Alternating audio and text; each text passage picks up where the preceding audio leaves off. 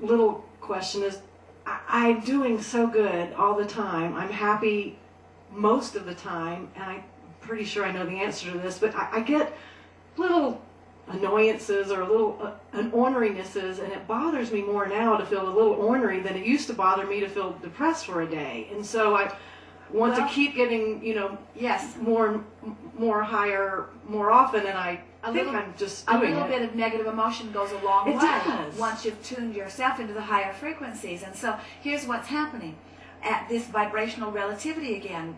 Once you have tasted this connection, and once you have worked to hold yourself there more, your emotional set point becomes activated there more of the time. And then when you dip into those lower frequencies, it's just like you're sticking out even more. It's a very good indicator. And it falls into something that we really want you to hear, which is you get the sense that from despair that revenge would feel pretty good.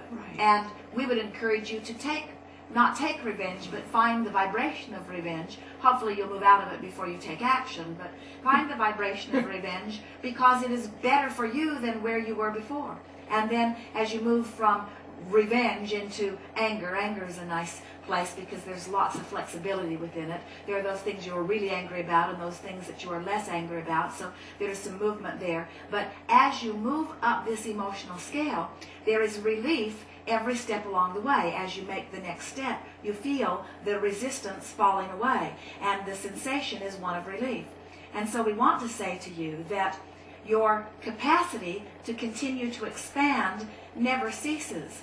Therefore, your ability to release resistance never ceases. So you will never get to a place that there is not the potential of yet feeling better.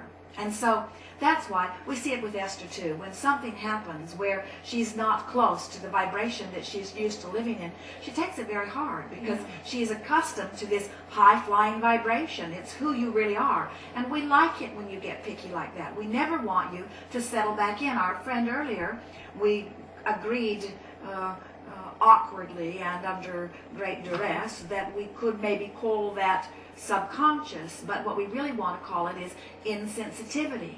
Insensitivity to vibration. And so a sensitivity to vibration will give you more information, but that's good information. You see, what's happening is as you move through contrast and you define more of the specifics of what you prefer, those specifics become absolutely possible. And wouldn't you rather live the specifics, the specific details that you have honed out, rather than a general manifestation? Wouldn't you like your manifestations to be exactly what your life experience has pointed to you? And isn't it ever so much fun to be deliberately involved? Don't you just love the feeling of contrast, which gives you some clarity? And at first it just doesn't feel all that good, but then you turn to the idea of the clarity and you let your thoughts move around that, and then you become one with those thoughts, and then you fill in the gaps a little more, and all of that is a life-giving process. And then you feel yourself coming into alignment. You can actually feel it vibrationally click into place, and now, even though it hasn't manifested, it doesn't matter because the idea of it is so life-giving to you.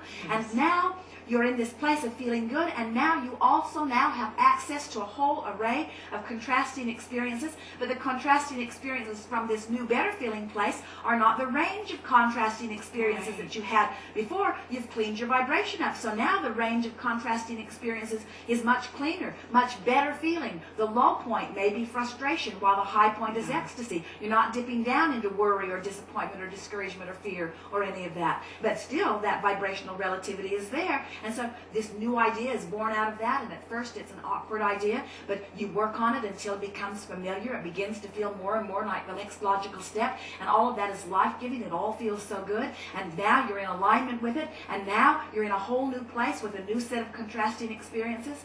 You can parlay yourself into such fabulous feeling emotions. In other words, you don't need ecstasy and agony in order to carve out your life experience. You can have ecstasy and less ecstasy. You can say it is fabulous and even more fabulous. You can say I'm full of love and like. In other words, right? You don't have to move into not good feeling emotions. Now we acknowledge that you do, human dear hearts, you do tend to launch more dramatic rockets of desire from broader ranges of contrast. And frankly, a lot of you seem to like the drama of that. In other words, there's something sort of exhilarating about really knowing what you don't want, which really helps you to know what you do want.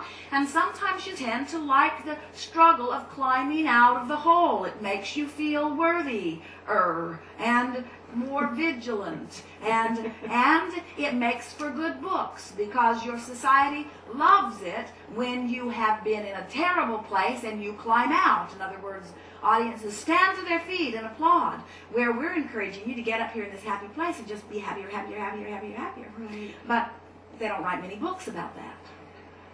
Well, when I was a kid, people always said, you're overly sensitive, you're too sensitive, and now I can see that that level of sensitivity I have, I'll be able to crawl out of this hole of joy into, you know, when you said on the last cruise, there's relief from joy, that was like the most profound thing I'd ever heard, and now I'm just... Well, you said it to us from your true point of knowing when you said, things that should only bother me a little bother me a lot. So what's happening is a person could theoretically have this range, desire over here and vibrational habit of thought over here. Then your low point could maybe be anger, and your high point could be love.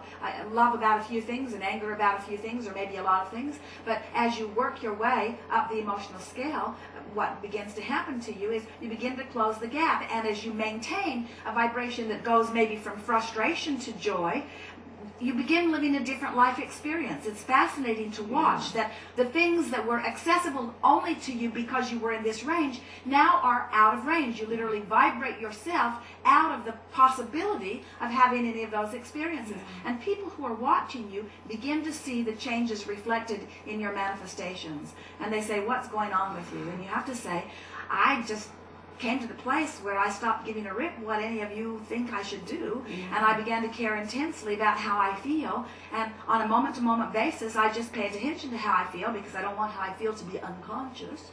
And as I am aware of how I feel, I am now deliberately moving myself consistently into a better and better vibration, so that more of the things that are being held for me in vibrational escrow are flowing into my experience, and there is such a steady stream of wonderful stuff flowing in that I'm no longer worrying about the things that I want that haven't yet flowed in, because I'm frankly pacing myself through all this good stuff. Yes.